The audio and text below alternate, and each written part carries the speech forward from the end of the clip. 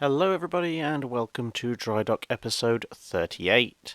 So very brief little bits of channel admin. So the SoundCloud account has been set up. So this episode of the Drydock and the last episode of the Drydock are now available in podcast form on SoundCloud. Link in the video description. And I'll work on codifying up the previous Drydock episodes when I get the chance.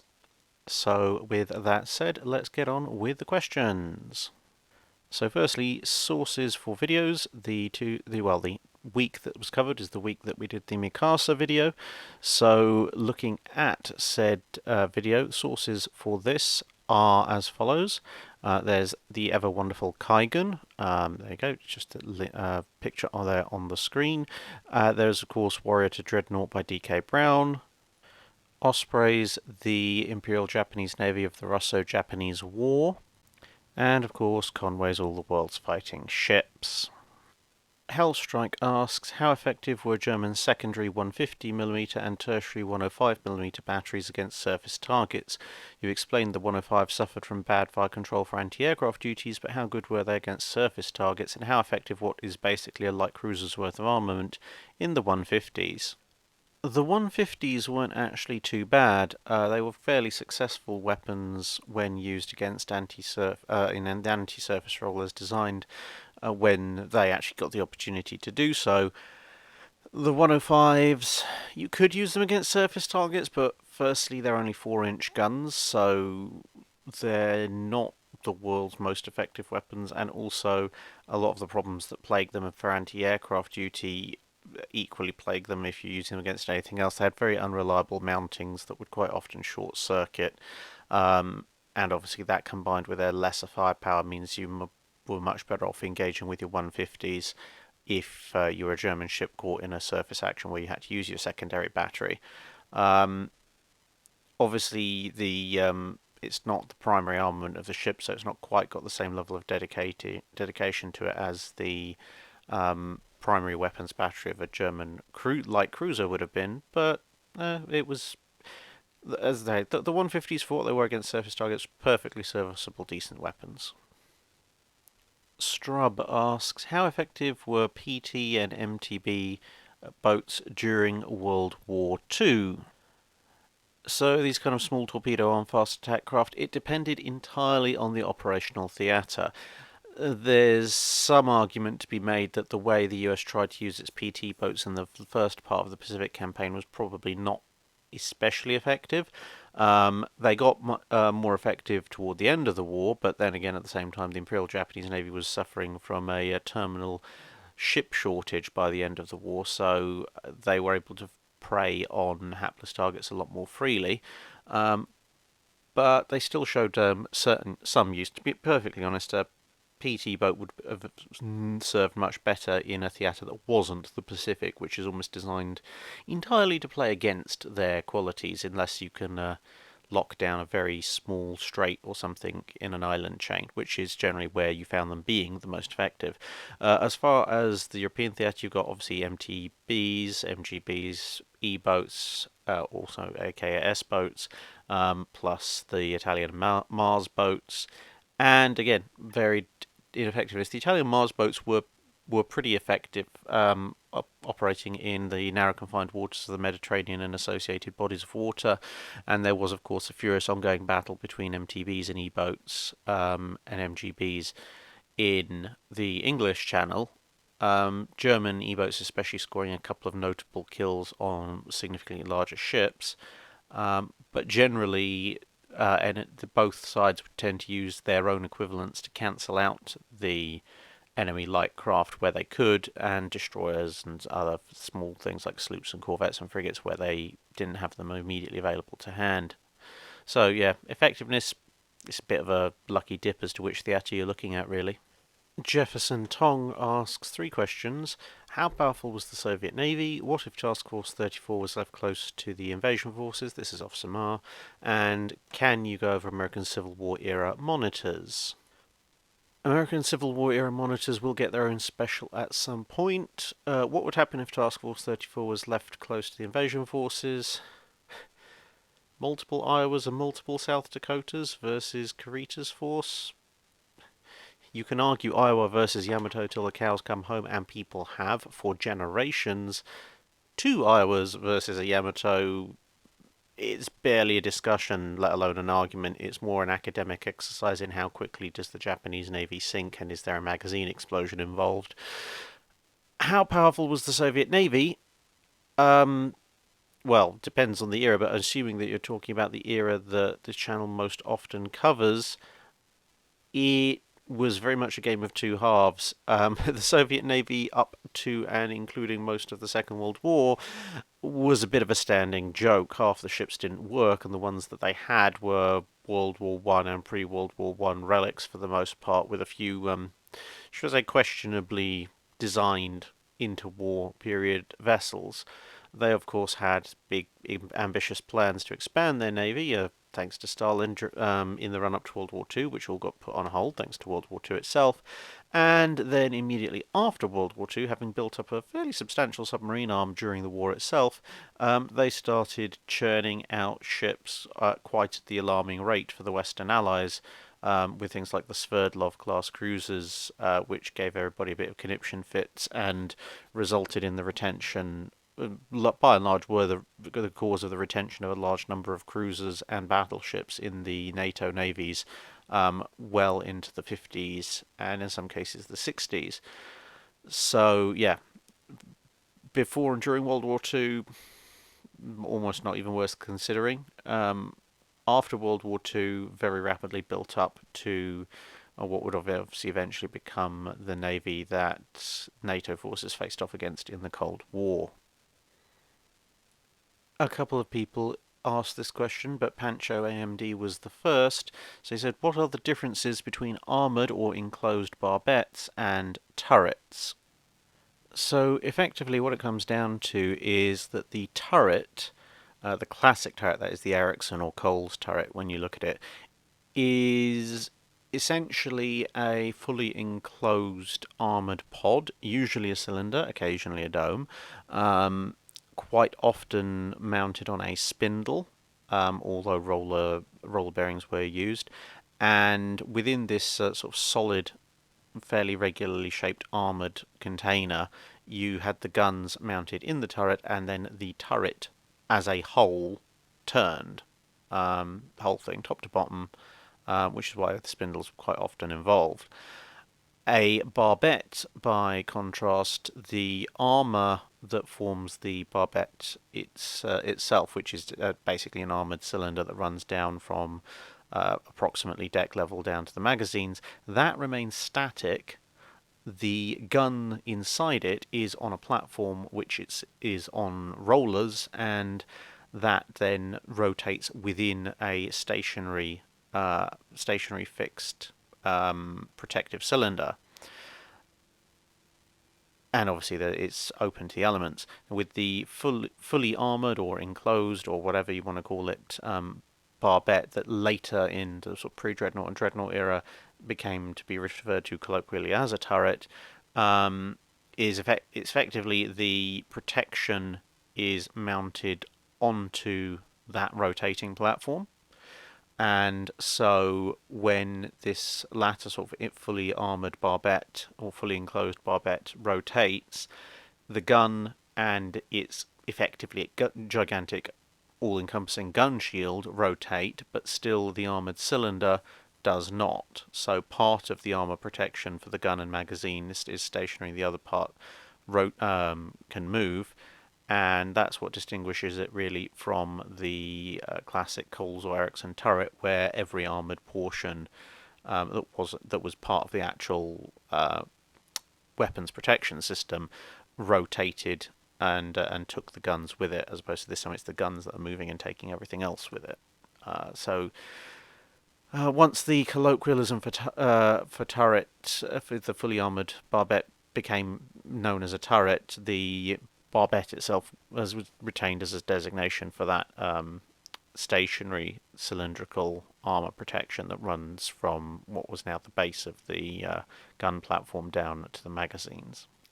And finally, CTX SLPR asks, Drac, do you feel that the Deutschland class was overgunned with the triple 11-inch turrets in its role as a commerce raider, and would it have done better using something more akin to British 9.2-inch guns in four twins and a triple, or twin forward and a triple aft? I can understand the desire for larger, high-explosive charges to do more damage in a single hit, but the rate of fire and severely compromised protection scheme with the triple turrets seems to be a negative. So with the Deutschland class, you've got to remember that these were ostensibly also slated to replace the pre-dreadnoughts some of the pre-dreadnoughts that Germany had been left by the Treaty of Versailles. So given that those things had 11-inch guns, it would have been fairly humiliating on a national pride level for the Germans to suddenly have no ships with main caliber, sort of battleship grade main caliber armament, which played into it somewhat. The other thing is, yeah, as a commerce raider, you could make an argument that the main battery is potentially a bit overdoing it, but at the same time, the ship did have a secondary battery that was just as capable of taking down an unarmed merchant ship and would have carried a lot more ammunition. Plus, also the intimidation factor of triple 11-inch guns would make it more likely that vessels would haul over and surrender. This did actually happen a couple of times. Sort of a single 11-inch shot across the bow is a lot more intimidating than an 8-inch shot or whatever. It's not to say the 11-inch guns on the Deutschlands were particularly brilliant. They were a little bit of a warmed-over World War One design, very different from the much more improved 11-inch guns used on the Scharnhorst class.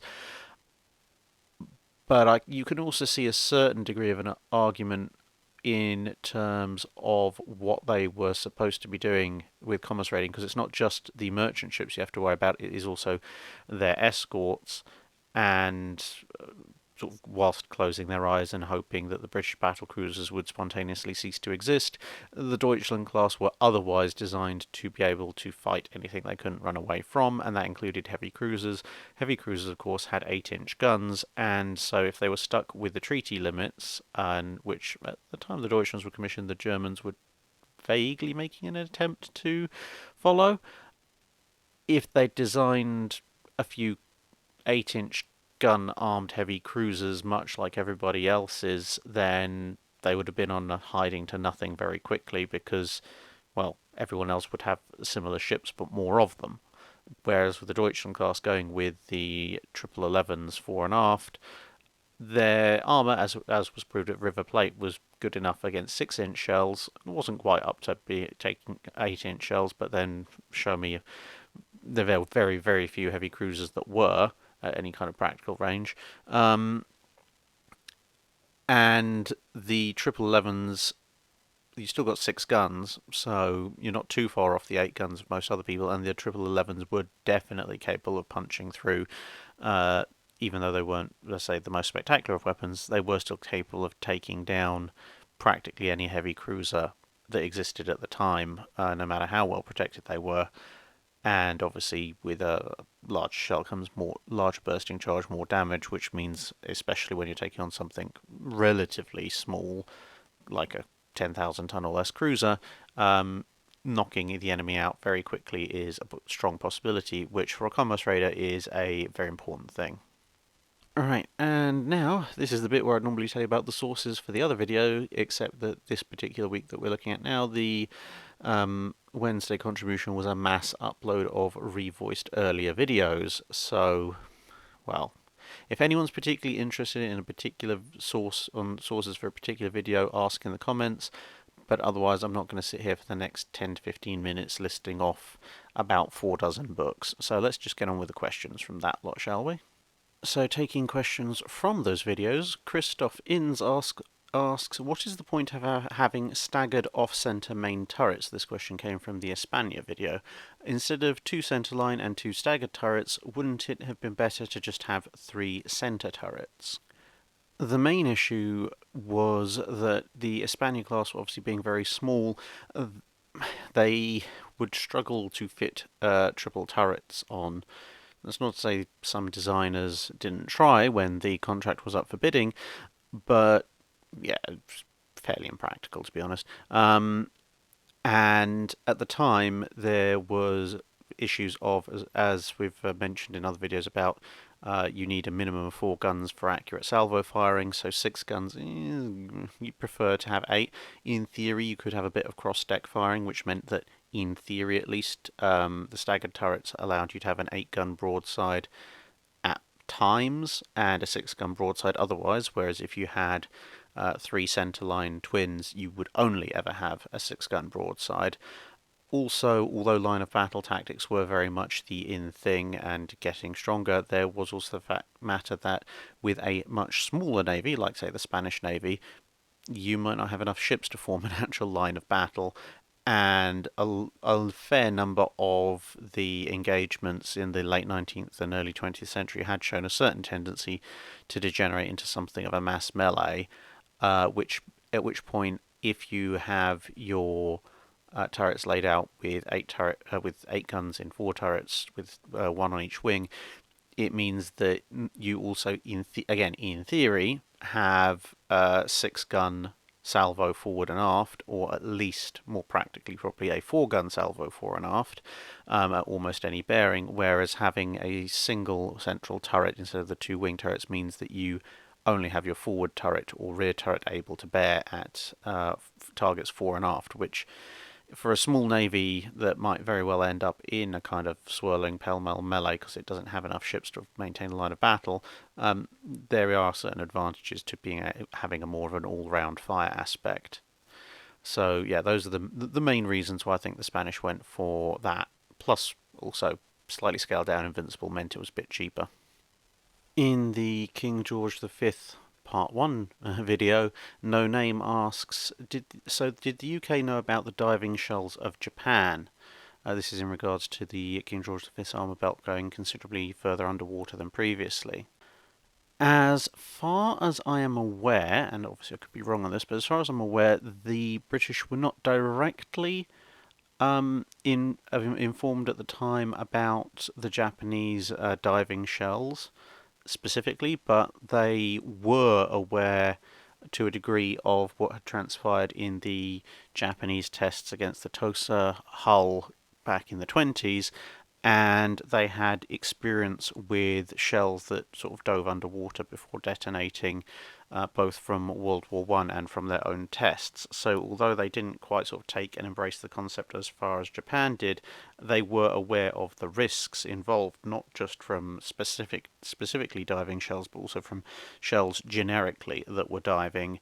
And that was becoming more and more of a risk as time went on, because with ships becoming larger and armour becoming thicker, the fuses on shells were becoming slightly longer, which meant that whereas, let's say at the beginning of World War I, if you fired a shell and it dove into the water a couple of dozen feet away from an enemy warship, it's probably going to fuse and explode before it gets anywhere close. By the time you're looking at the mid to late 30s, there was a fairly decent possibility that even a standard shell might fetch up somewhere in an enemy ship if it landed just short. So being aware of this, they designed their armour to counter it. The fact that it would protect to a degree against the Japanese specifically made diving shells is probably more of a coincidence than a purpose in the design. Right, and so on with other questions from other videos. So, where shall we start?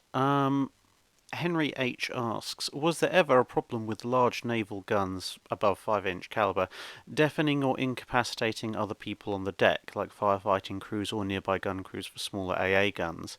Is there active gun design or gun layout to prevent this, and if so, what is it? Especially, what is the dangerous radius around the bigger guns? So, yes, in theory, it could be a problem. This is why navies went, as part of the acceptance trials for ships, they had a rough idea about how these things would work from previous experience, but they would also do overpressure tests by firing the guns during acceptance trials with a variety of test subjects, whether those were inanimate or, in some cases, unfortunately, animate, placed at various positions on the deck to see what the effect of the gun blast, especially from the main armament, would be. On the Nelson class, for example, having been stripped down and to be as light as humanly possible in order to fit with the treaty limits, having been effectively downsized from the G3 and N3 designs, even being below decks wasn't necessarily going to protect you from the shock waves. As I mentioned in the video on the Nelson class, one of the assessors was nicely below the main deck, and then the guns went off and he saw red, literally, because his eyeballs had been compressed to the back of his skull by the shockwave. Not an especially pleasant thing to happen, but there you go. At least he didn't go blind or anything. So yes, but in terms of active wartime conditions, generally when the battleships engaged each other, or heavy cruisers even engaged each other with their main armament, the secondary and AA gun crews were generally told to take cover further into the ship. This is one of the reasons why, at the Battle of the North Cape, Scharnhorst's ability to counterattack the British destroyers that were coming in during the sort of last phase operations was significantly restricted, because she was under fire from and engaging with Duke of York, and that meant that her secondary and AA crews had been told to take cover, partly because there's no point in getting large numbers of them wiped out by a 14-inch shell hit, but also partly because of the debilitating effects of the blasts of her own main armament. And there are a couple of other incidents like this. This is one of, not the only, but one of the reasons why ships began to mount their secondary batteries in turrets, because their own turrets could resist the effects of the shock and the noise from the main batteries a lot better, which then meant that if you were engaged in a surface action but also under air attack, or potentially also under attack from cruisers or destroyers, you could still engage at least with your secondary batteries, if not necessarily your AA guns, your light and medium AA. In terms of gun design or gun layout to prevent it, well, gun barrels were fairly long, so they tended to take the blast further away from the ship to start with. So there were different regulations about who could be out on deck and where, if the guns were firing full broadside, as opposed to when the guns were firing close to the beam, and therefore obviously the muzzle blaster was a lot closer to the ship. And yeah, that was pretty much all you could do, because unfortunately, well, once the wing turret had gone out of fashion, you were constrained by the location of the turrets being on the centre line. There wasn't a tremendous amount more you could do about that. But things like blast deflectors and such were also fitted to the superstructure of ships to try and lessen the effects as they spread along the main structure of the vessel. Dat Good asks, if the Japanese did manage to complete their 8-8 program, would they still build the Yamato class? So, yes, but also no. A bit weird. Okay. Basically, if they managed to complete their 8-8 program, you're talking about everything up to and including the number 13 battleships, which had 8 18-inch guns and 4 twin turrets. Which in turn means that if by some economic miracle they'd actually managed to complete their 8-8 program, almost inevitably that's going to mean that the British and the Americans are going to complete Lexington, South Dakota, N3, G3, etc., possibly even some follow-on designs as well. At which point, Japanese thinking is still going to be, well, we're outnumbered. So the thinking that led to them building the Yamato is still going to be there. However, with number 13 class battleships, the 1920 South Dakota class, and the N3s floating around, the Yamato does not represent enough of a quantum leap to fulfill the thinking that the Japanese had, which was one battleship taking on more than one opponent. So there would have been a Yamato class of some description, I suspect, but it probably would have more closely resembled the Super Yamatos or something even more monstrous, rather than Yamato herself. Vince Cuevas asks, if the Italian Navy was on par with that of the Imperial Japanese Navy, would they have stopped the British from dominating in the first place? I'm going to imagine that this is a question about the Second World War. I think the answer depends by what you mean by on a par, i.e. are you giving them effectively the Imperial Japanese Navy, or are you saying that the Italians have equal numbers to the Imperial Japanese Navy, but they have their own ships? They're the sort of closest equivalent to. Since you didn't say, well, what if the Imperial Japanese Navy took the place of the Italian Navy, I'm going to assume you mean what if the Italian Navy had equal numbers to the Japanese, but using their own Italian designs. Weirdly enough, this actually leaves the Italians initially in a slightly weaker position, because you'd be looking at the Italians having 8 World War One era ships, 4 battleships, 4 battle cruisers, their equivalent of Congo, Fuso, and Issei, plus two immediately following vessels. So that would probably equate to the Conte de Cavour class, Andrea class, as historically. Probably a couple of Francisco Carachiellos, I think that's how they're pronounced, which was an 8 15-inch gun design they had floating around toward the end of the Second World War. And we'd probably have to come up with some form of Italian battle cruiser to mimic the Congos. Although that gives them more ships, quantitatively, they are actually at something of the disadvantage. Well, I mean, economically, obviously, they're never be able to sustain it, which is why they didn't historically. But their modern warships, i.e., kind of loose analogy to the Yamato class, is of course the Littorio class, and historically speaking, the Littorio-Italia and the Vittorio Veneto commission significantly earlier than the Yamato does, by about a year and a half. So at the beginning of the Mediterranean War, the Italians actually are going to be without modern battleships for considerably longer than they were historically. And so, yes, the numbers are going to be a problem, but the German navies in that early part of the war is also still faced with quite the numerical issue, because Bismarck's not coming online for the first year and a bit of the war, which leaves them with their biggest combat unit being the Scharnhorst class, which means that it probably just means the British will have to focus more of their battle fleet in the Mediterranean. But with the British obviously bringing online the first few King George V's, they've got the Queen Elizabeth, Nelson, Rodney, etc. Without those fast modern battleships, the Italians, in terms of battle line, are at a significant disadvantage. Aircraft carriers, obviously the Japanese have a lot of aircraft carriers, so if we say the Italians have similar numbers of aircraft carriers, the single biggest problem is we have no idea what an Italian aircraft carrier of this period would actually look like, because the only ones that they went for were Aquila and Spervero, neither of which were actually completed, and let's be fair, were not particularly brilliant designs. So, yeah, I mean, well, most of the Mediterranean can be covered by land-based aircraft, so just having them it gives them a little bit of extra strike power, but their main problem, with the fact that their battle line is actually somewhat obsolete at this point, is going to be protecting them. So yeah, cruisers, on the other hand, it's almost a flip round the other way. The Japanese have significantly more cruisers at the time, so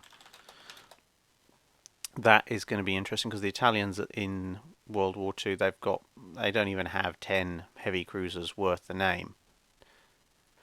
The Japanese, by contrast, before we even go into light cruisers, have almost 20, and most of them, sort of Miyokos, Megamis, and the Atagos, etc., Takaos, they are, even the Toneis really, they are modern, so we've actually given them a fairly big kick up the rankings in terms of the number of modern heavy cruisers they've got. And the Italian heavy cruisers, Zara class especially, definitely not bad ships. Likewise with light cruisers, the Japanese have significantly more light cruisers than the Italians could put out, and to be perfectly honest, well, I mean, Italian light cruisers are not exactly anything to write home about, but numbers are something all their own. And as you go further down the list, it's pretty much the same story. The Italians have more ships. So yeah, the Italians have a lot more ships. It is going to force the British to devote a lot more resources to the Mediterranean. Um, in the first part of the war, however, it is going to, I say, in a full fleet engagement, it's probably going to put them at a slight disadvantage because they don't have the more modern ships. It's definitely going to challenge the Royal Navy's dominance in the Mediterranean. There's going to be a lot fewer Royal Navy ships in the Atlantic, and at least until the fall of France, there's going to be more French ships in the Mediterranean as well. So it is going to be a bit of an interesting one because it means that at the point that the Italians are weakest, before they get their now delayed littorios, they have to contend with probably a reinforced Royal Naval presence and the French Navy. And when the French Navy duck out because of the fall of France, and the Royal Navy's left holding the bag a little bit, then the Italians, that's when the balance of forces is probably going to swing significantly. On the other hand, it's also probably going to persuade the British to try something like Taranto either earlier or more often. So, to loop back to the question you were actually asking, would they have stopped the British Navy from dominating in the first place? I don't think they would have stopped them from dominating in terms of the Italians now have dominance. But they certainly would have been able to force a situation where nobody has the upper hand. And depending on exactly how the initial skirmishes go, because the thing is, the British would have to commit such a significant portion of their forces to holding the Mediterranean that the first one or two major skirmishes or battles between the Italian, sort of the enlarged Italian Navy and the British, whoever wins those probably will set the tone for the rest of the war. I mean, yeah, the British are going to bring online more modern battleships. Actually, at this point, they might actually be forced to build Lion and Temeraire because of the sheer size of the Italian fleet. But yeah, if the British lose one or two of the opening engagements and lose some capital ships, then yes, the Italians will have dominance. If the British succeed, then and that they manage to knock out a significant number of Italian warships, then obviously they will have dominance. So it's all going to hinge on those early engagements, I think. Type here asks, what, other than all the various caveats of normalcy, stopped the Americans from giving the Iowas two single 20-inch guns and a lot more armour? Well, outside of the normal things of, as you mentioned, parts availability, naval treaty, nature of gunnery, structural integrity issues, etc., the Americans didn't have a 20-inch gun to give it. They'd have to invent another one, a new one. And to be perfectly honest, the main thing would have been with two single 20-inch guns, you are not going to hit anything. Not unless something sails up right next to you. At which point, well, yeah, congratulations, you've created the world's most expensive and ineffective monitor. About the only good thing going for that would be possibly, as per the British experience when they tried to do something similar with HMS Furious, you might have handed yourself a relatively easy to convert carrier, or I guess potentially if you've only got two turrets with single guns, you could probably cover the ship in an ungodly amount of 5-inch 38, 40mm and 20mm, and make the ultimate AA escort with some comically large clothes hangers stuck on the middle. Dim Sim TV says, leading on from this exact video, this question being taken from the Battle of the North Cape video, why was there such little redundancy in fire control systems on so many ships of this period? Scharnhorst, as a perfect example, takes a hit to its forward radar early in the battle, and that's basically it. No spare, no backup, etc. Ironically, this is actually an example where more modern technology makes things worse in a way, from the point of view of redundancy. Because, well, fire control systems by their nature are, in terms of things like the rangefinders, dash radar, basically the thing that tells you how far away the enemy is, they tend to be fairly heavy, and because you need to see quite far, they tend to be mounted very high in the ship, usually on masts or large superstructures, etc. This can have a rather detrimental effect on a ship's stability if you put too much weight up top, and the more weight you put up top, the more you have to reinforce the thing you're sticking it on, hence the Japanese pagoda masts. And so by the time you get to things like radar, and especially early World War II radar, where the aerials and antennae are truly monstrous things, there isn't a lot more of space available up there, and B, there isn't a lot of spare weight left either if you want the ship to remain stable. With rangefinders, back in the good old days of World War One, when everything was done by optical rangefinder, you did have an awful lot of backups there. Most of the dreadnought battleships would generally have a primary fire control, and a lot of them would have a secondary fire control further back along the ship, just in case the first one got knocked out. And most turrets tended to have their own rangefinders as well, just in case they lost contact with central fire control. Which is why most turrets, when you look at them, they seem to have these little ears sticking out the sides, or on some of them on the top, because those are where the viewports for the two rangefinder lenses are on each turret. However, in long distance engagements, the width between the two lenses defines how long range you can actually make estimations and how accurate those estimations are. So obviously, again, bigger is heavier, so you tend to go with one or two much higher up in the ship. The smaller ones on the turrets can only see a shorter distance, and of course being lower, again, that shortens their range even more. And when you look at something like the Battle of the North Cape in World War One, unless the range was basically point blank, the engagement would never have happened because nobody could actually see anything. Radar encouraged people to go out and try and fight in conditions they never would have imagined before, because the radar could see through the weather or the darkness or whatever. But it also meant that, as you point out in this case, if Scharnhorst takes a hit to its forward radar, there's not the space, the stability, or the weight to have a second forward radar, and Scharnhorst still had its optical fire control systems, but it was in the middle of a blizzard, so it could probably see a sum total distance of diddly and squat, bearing in mind that the visibility was so bad they mistook the Norfolk for a battleship. So yeah, as I said in the video, then there was some plausible reasoning as to why they did so, but without the horrendous visibility, I don't think they would have made that particular mistake. So yeah, technically there were spares and backups in the form of the optical systems. It's just unfortunately, if you're going to fight in rough weather and you lose your radar, they're not really very usable. Bredley asks, if you had to pick a year, when would you say the USA had surpassed Britain navally?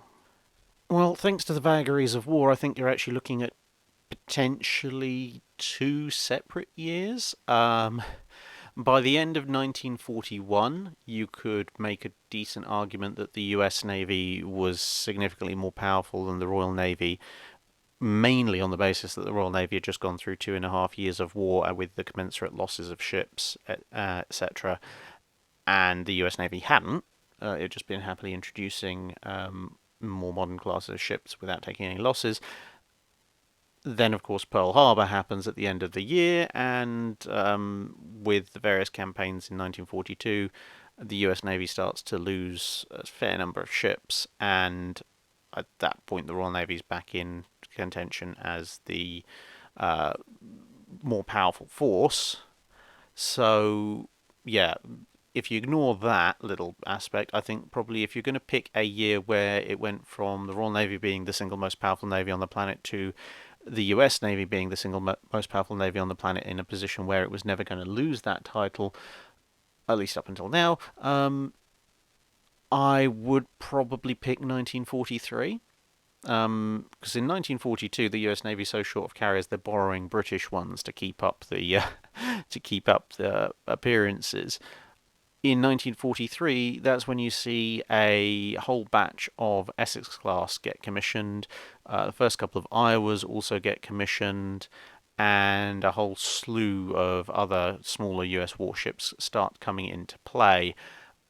At which point that's kind of, well, yeah, that's basically that at that point.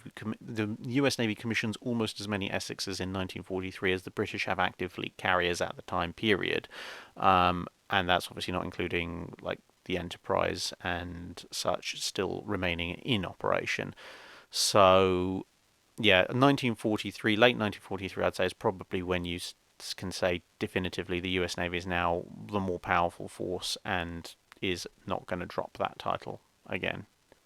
And so moving on to the Drydock questions, VV asks, what are the best battleships of World War II in your opinion? Well, that's a bit of a loaded question, isn't it?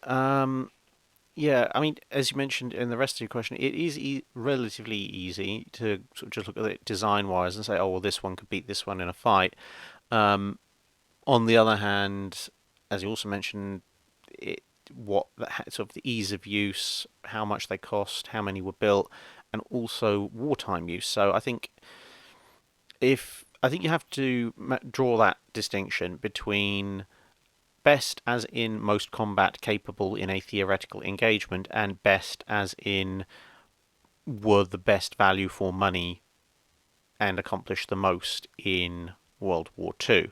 And those are two very, very different things, because if you want to talk about best as in could beat almost any other battleship in a straight up fight, then you are probably going to be looking at a competition between Yamato, Iowa, and Vanguard,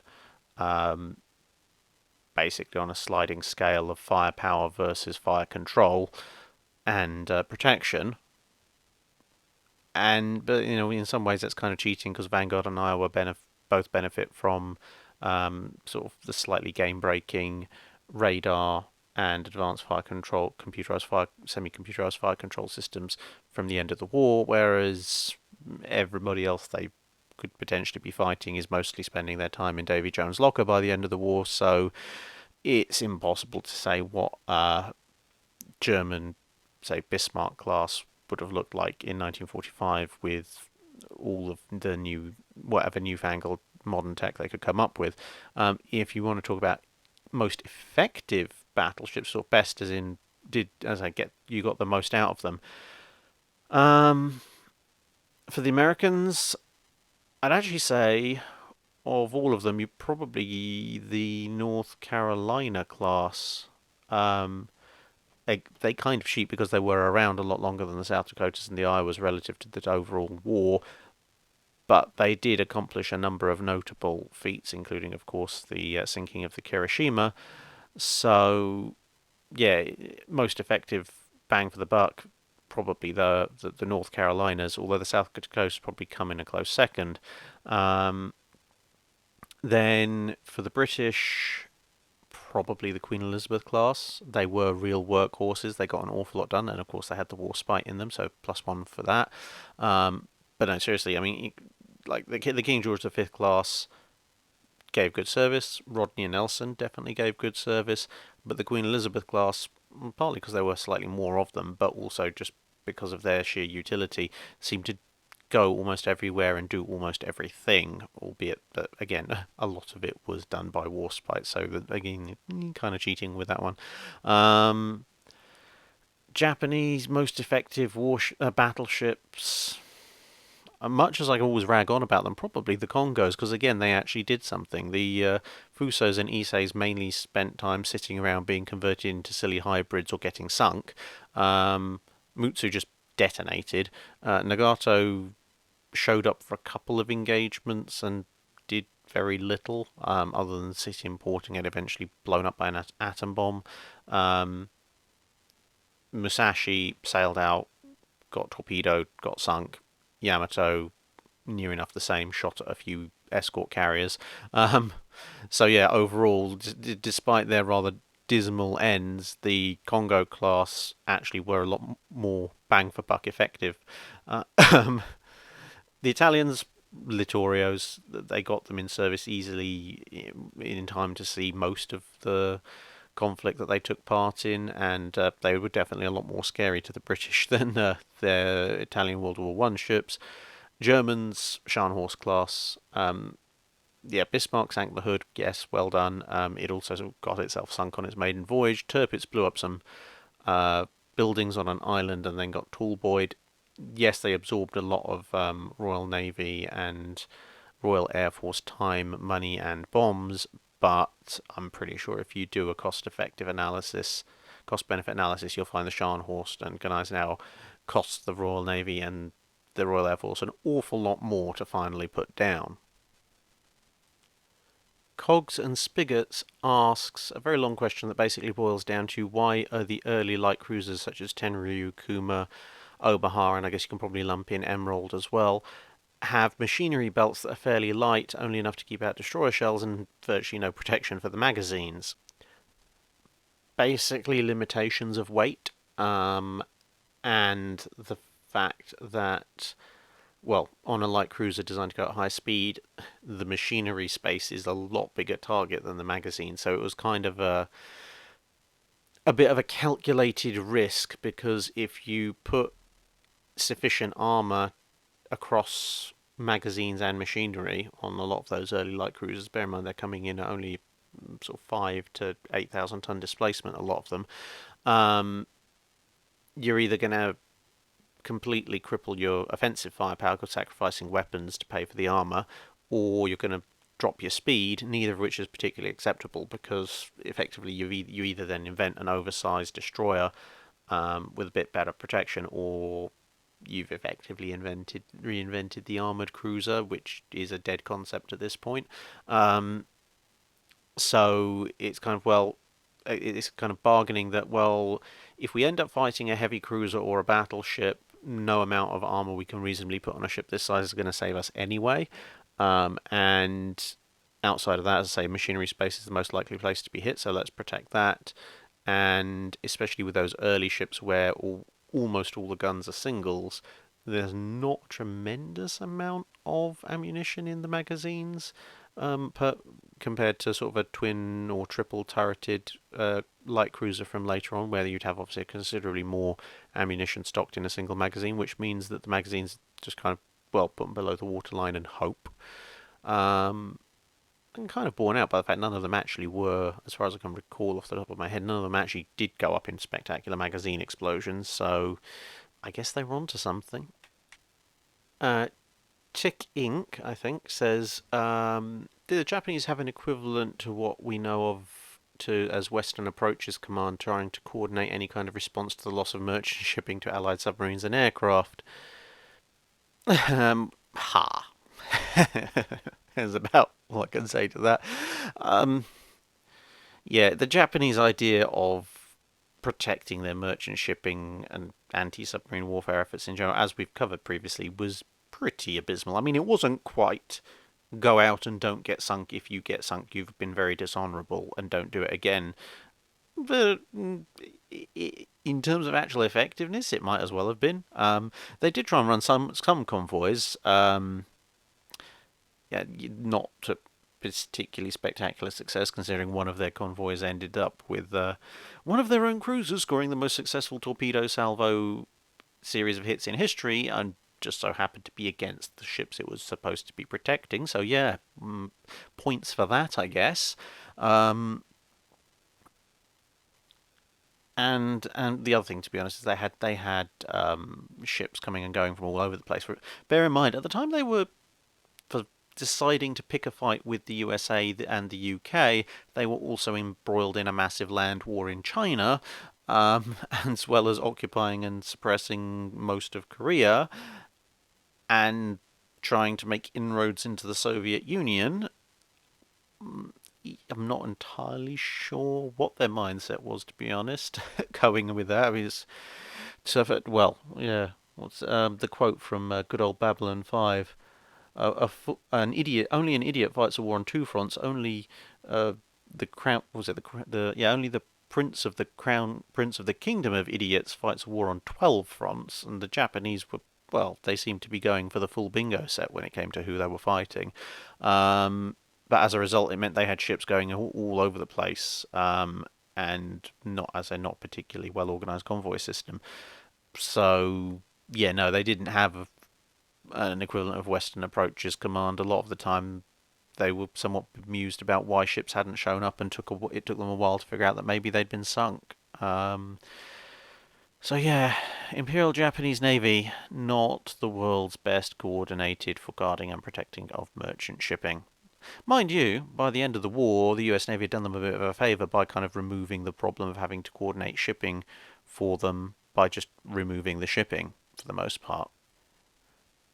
The Great King asks, hey, aside from naval ships, are there any other types of vehicles you enjoy, such as trains, cars, planes, etc.?